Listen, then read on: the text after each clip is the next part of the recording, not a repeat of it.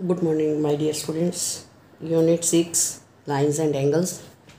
Unit 5 फ़िलहाल अभी हमने छोड़ दी है क्योंकि वो लास्ट ईयर डिलीटेड थी। जुलाई के एंड में देखते हैं सिलेबस क्या आता है, तो हम यूनिट 5 को बाद में अगर होगी तो डिस्कस कर लेंगे। तो हम करते हैं लाइंस एंड एंगल्स यूनिट 6। प्यारे बच्चों, लाइंस एंड एंगल्स ये दोनों वर्ड्स आपके लिए कोई नए नहीं हैं।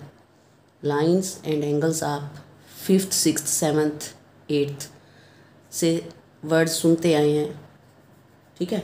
तो हम थोड़ा सा उसको रिकॉल कर लेते हैं, मीन्स दोबारा एक बार से याद कर लेते हैं कि क्या क्या हमने पीछे पढ़ा था। A minimum of 2 points are required to draw a line. बच्चों, आपको पता होना चाहिए कि एक लाइन ड्रा करने के लिए कम से कम 2 पॉइंट्स की ज़रूरत होती है, तब एक लाइन ड्रा होती है। एक लाइन के लिए कम से कम 2 पॉइंट्स चाहिए होते हैं। उसके बाद है a line is straight breadthless path which extends endlessly in both directions. Line होती क्या है? जो लाइन है वो ब्रेडथलेस पाथ होता है, जिसकी ब्रेड्थ नहीं होती। स्ट्रेट पाथ होता है जो दोनों तरफ बढ़ सकता है, इसीलिए दोनों तरफ एरो लगा होता है।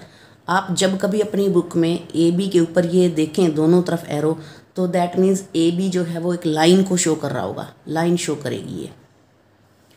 उसके बाद लाइंस के बारे में थोड़ा सा और, वो भी आप पहले पढ़ चुके हैं।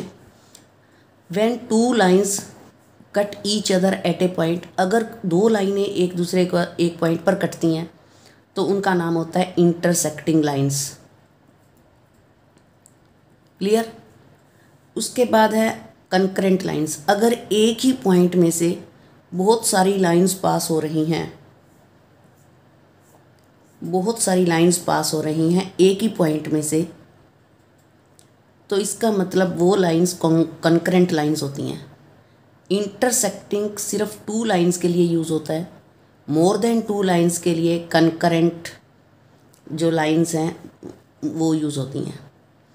तीसरी कंडीशन है कि अगर लाइंस इंटरसेक्टिंग भी ना हो, कंकरेंट भी ना हो, पॉसिबिलिटी होती है कि इस टाइप की शेप हो, तो इन लाइंस को पैरेलल लाइंस कहते हैं। मींस जिन 2 लाइनों के बीच का डिस्टेंस हमेशा बराबर रहे, वो कहीं पर भी एक दूसरे को काटती ना हो, तो वो पैरेलल लाइंस होती हैं। इसके बारे में बहुत ज़्यादा आपको क्लास 8th में यूनिट 10 में पढ़ भी लिया था, और जहाँ कहीं आगे और डीप कंसेप्ट आएगा तो मैं फिर दोहराऊंगी आपको ये चीज़ें। फ़िलहाल आपको मैंने ये बताया कि ये इंटरसेक्टिंग लाइंस हैं, ये कंकरेंट लाइंस हैं और ये पैरेलल लाइंस हैं। उसके बाद आता है हमारा अगला step, line segment. A part of a line with 2 and points is called a line segment. It has a definite path. कि अगर पूरी लाइन का कुछ हिस्सा उठा लें हम, ए पार्ट ऑफ ए लाइन, एक लाइन का कुछ हिस्सा अगर हम बीच में से उठा लें तो उसका नाम होता है लाइन सेगमेंट, और इसकी डेफिनेट लेंथ होती है। इसके बारे में भी आप बहुत पहले पढ़ चुके हैं, क्लास 6th में भी, 7th में भी, 8th में भी।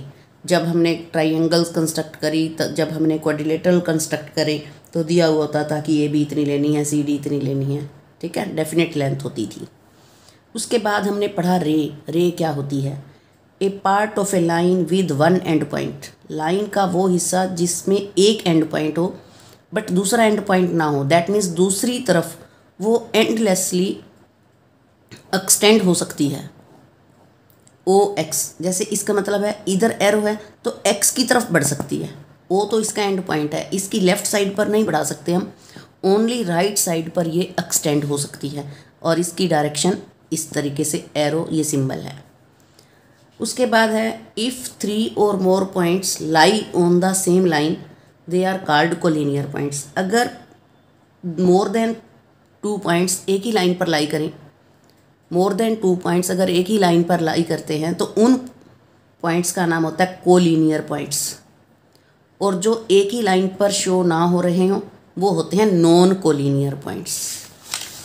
उसके बाद हम आते हैं एंगल वर्ड पर। एंगल भी आपने पढ़ा हुआ है, हम फिर डेफिनेशन इसकी रिवाइज कर लेते हैं। An angle is formed when 2 rays originate from the same end point. जब कोई 2 रेज एक ही एंड पॉइंट से निकलती हों, जैसे ये बी पॉइंट है, एक एंड पॉइंट है, बी से बी सी निकल रहा है और बी से बी ए, तो ये एक ही एंड पॉइंट से 2 रेज निकलती हैं और वो 2 रेज जब कोई भी फिगर शो करेंगी तो मीन्स वो एक एंगल को शो करेंगी। The rays making an angle are called arms. जो रेज एक एंगल को बना देती हैं उस रे का नाम हम आर्म बोलते हैं। ये आर्म है, इस एंगल की आर्म्स है ये। और जो बी है वो उसका कॉमन वर्टेक्स है। और इसको सिंबॉलिक फॉर्म में हम कैसे लिखते हैं, ये एंगल का साइन होता है जो मैंने ऐसे ये लगाया है, और ए बी सी मीन्स ए से चलते हैं, जो वर्टेक्स होता है वो बीच में आता है हमेशा। ए बी सी ये एक एंगल को शो करता है। ज़रूरी नहीं है कि मैं ए से ही शुरू करूँ, मैं सी से भी शुरू कर सकती थी, सी बी ए। तो मीन्स वर्टेक्स हमेशा जो है वो सेंटर में आना चाहिए आपका, क्योंकि एंगल बी पर बन रहा है। जो वर्टेक्स होता है उसके ऊपर एंगल बनता है, और बनाती कौन है, रेज बनाती हैं। अब बच्चे पूछते हैं मैडम ये वाली रे जो है वो यहाँ भी हो सकती है, यहाँ भी हो सकती है, यहाँ भी हो सकती है, यहाँ भी हो सकती है। हाँ बिल्कुल हो सकती है। तो हम एंगल्स का क्लासिफिकेशन कर देते हैं कि कहाँ पर होगी तो उसका नाम क्या होगा। Acute angle measures between 0 and 90 degree. एक होता है 0 डिग्री, जब एक रे दूसरी रे के ऊपर ही पड़ी हो तो वो 0 डिग्री शो करेगा। जब ये एक रे उठ के थोड़ा सा इस तरफ चली जाती है, 0 और 90 के बीच के जितने भी एंगल्स बनाएंगे, 0 डिग्री 10 डिग्री 0 के बाद 1 degree 2 degree 3 degree up to 79 degree up to 89 degree, वो सारे एक्यूट एंगल्स होते हैं। तो प्यारे बच्चों, आपको प्रोटेक्टर के बारे में सब पता है। छोटी क्लासेस में आपने मेज़रमेंट्स भी सीखे हैं, एंगल्स कंस्ट्रक्ट भी किए हैं। ये तो जस्ट एक रिवीजन है कि एक्यूट एंगल्स जो हैं वो 0 एंड 90 के बीच में हैं। राइट एंगल, एक ठीक 90 डिग्री के एंगल का नाम राइट एंगल होता है। Greater than 90 but less than 180 का नाम ऑब्ट्यूज एंगल होता है। 180 डिग्री का नाम स्ट्रेट एंगल होता है। और जो एंगल 180 से ग्रेटर हो और 360 से लेस हो वो होता है रिफ्लेक्स एंगल। ये सब कुछ आपकी बुक में है, आपको एक बार पढ़ लेना उसमें अच्छे से। फिगर्स ये बनेंगी रिफ्लेक्स एंगल की, ये स्ट्रेट एंगल की, ये ऑब्ट्यूज एंगल, ये राइट एंगल, ये एक्यूट एंगल।